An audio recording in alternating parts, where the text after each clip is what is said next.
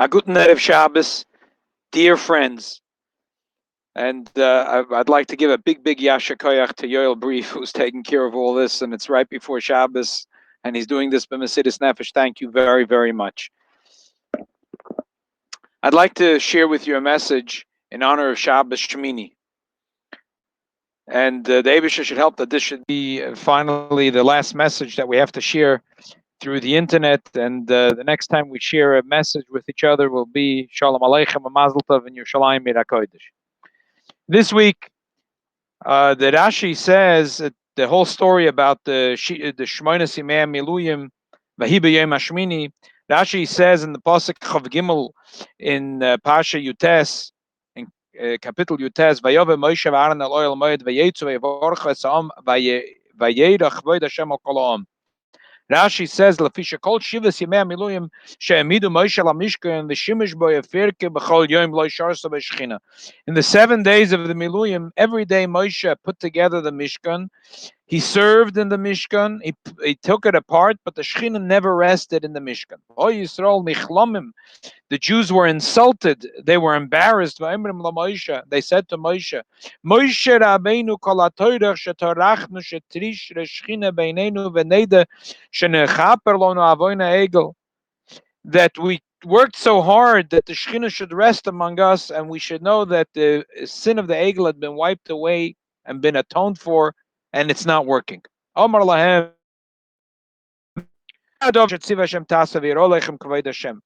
Listen up, this is the thing that you will do, and Hashem's glory will be revealed.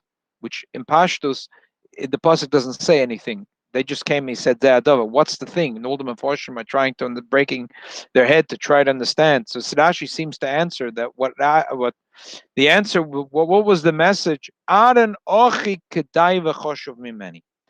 Aaron is greater than me.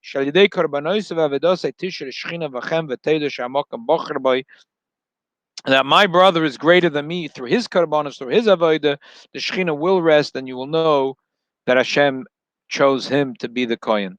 And indeed, that's what happened, that the Eibishter revealed himself to the Yidden, and there was a Shroas, a Shechina, to the level, Vateitze Eshmi Lifnei Hashem, Vatoichel ala Mizbeach, Es ha'oilav, Es ha'chalovim. The fire came out, and it consumed all the oil and the chalev on the Mizbeach, Vayar kol ha'am, Vayaroinu, as the Targum said, V'shabochu, and they danced and they were singing. Vayiplo al paneim, when they saw that there was Ashros, a Shechina, the Shechina rested among them. So what really is the magic that Aaron had that Moshe Rabbeinu didn't have?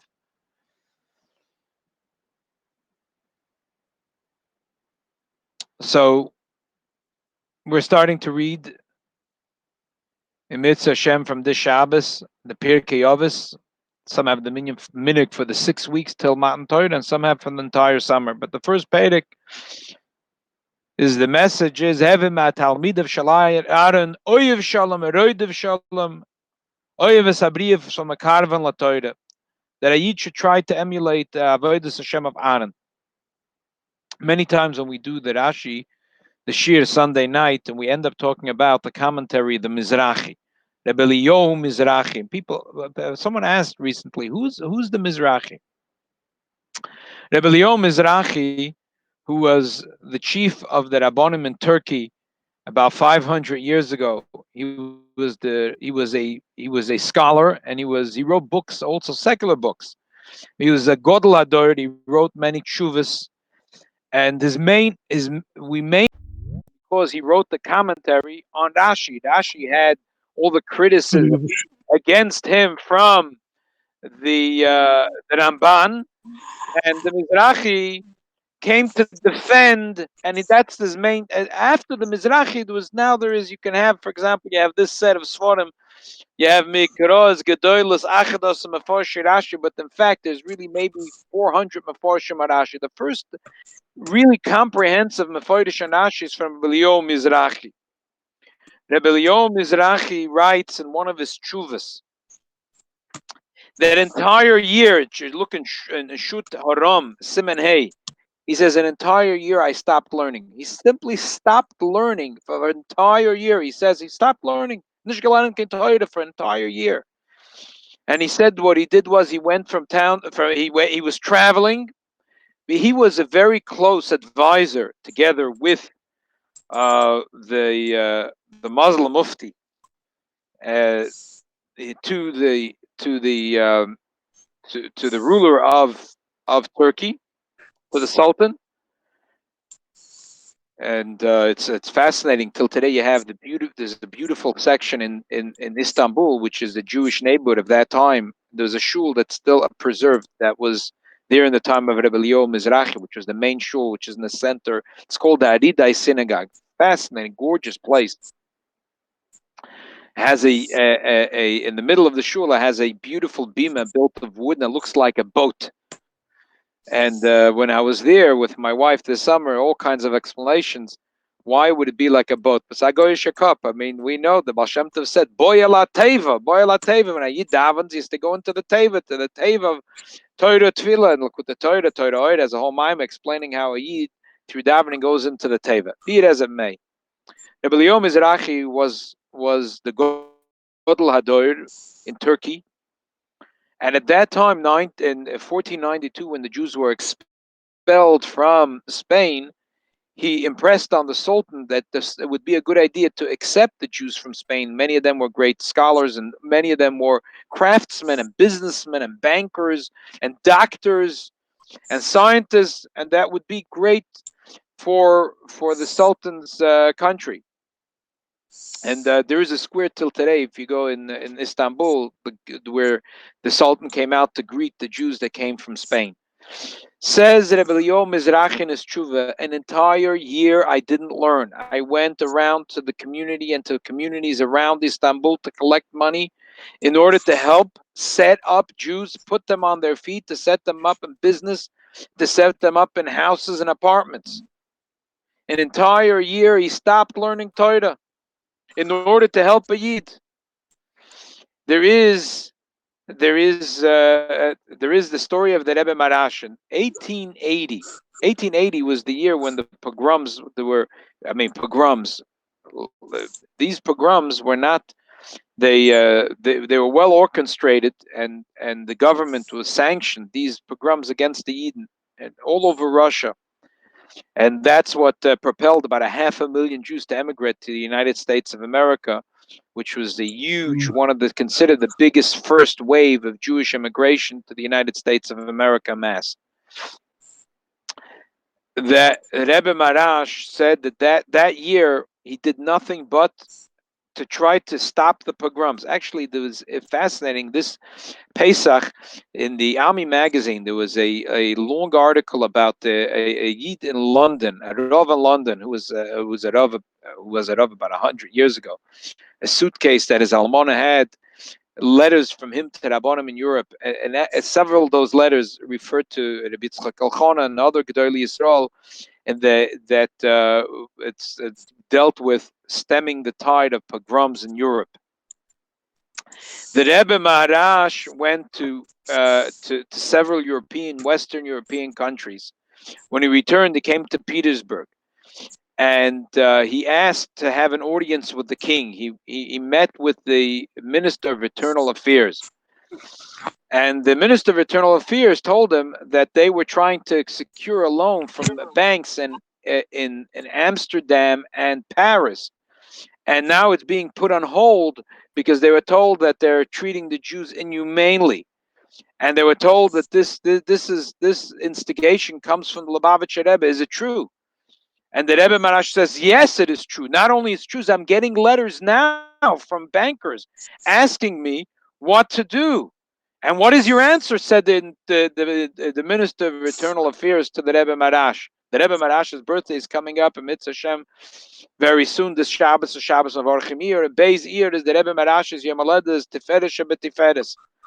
So the Rebbe Marash was asked, so what? He said, what's the reply? I'm waiting to give a reply. When I hear from the king, from the Tsar, about what will be the plight of the Jews, I've got so many empty promises from government officials that they will stop the tide of pogroms.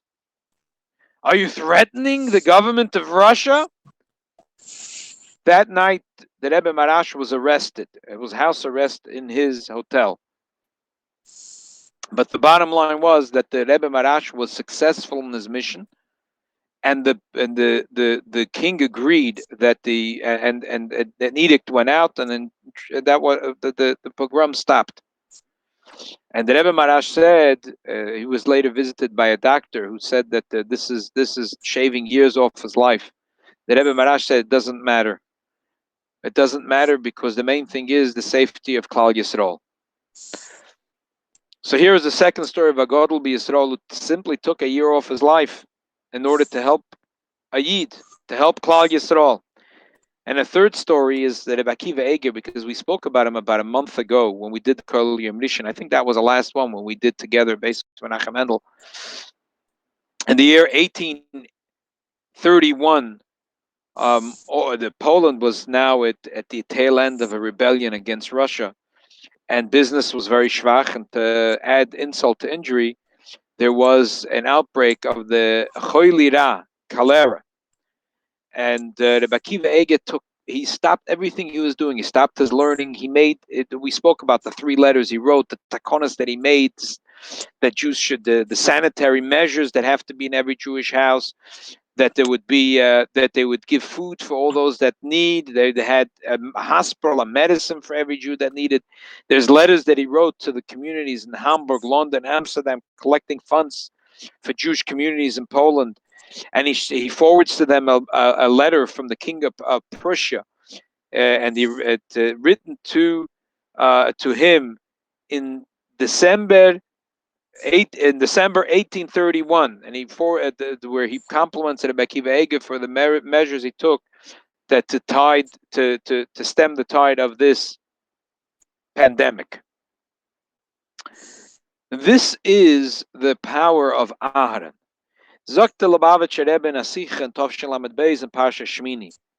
The difference of Moshe and Aaron is this: Moshe Shvina de Malka. Moshe is there's a Shvina de Malka, Shvina de Matronisa. Shvina de Malka is when there is the Chos and the Kala get together. There is the person that is bringing the Chosin to the chuppah and the one that's bringing the Kala to the chuppah. Moshe Rabbeinu is bringing the Eibishter to the chuppah, and Aaron is bringing the Yidden to the chuppah, the Kala to the chuppah. Which is more important? So the Chazal say that there was till Matan Torah there was a Gzeira al Yonim lo Yered Tachtonim Tachtonim lo Yalal al Yonim. By Matan Torah the Eibishter was mevatel the Gzeira. He said, "I will rescind this decree." And Tachtonim Yalal al Yonim, those that the Tachten, those that are below, will ascend to go up, and afterwards al Yonim Teirel Tachtonim. In other words, the first and most important is Tachtonim Yalu. And that is the avodah of Aaron. Aaron, with his kindness, as bringing shalom between husband, between Adam lachavere, between ishli ishtoi, between husband and wife, between one Jew and a fellow Jew. Aaron, who stops and puts his Torah learning on hold in order to do a toiva and to bring shalom bayis for a Jewish family and into a Jewish community.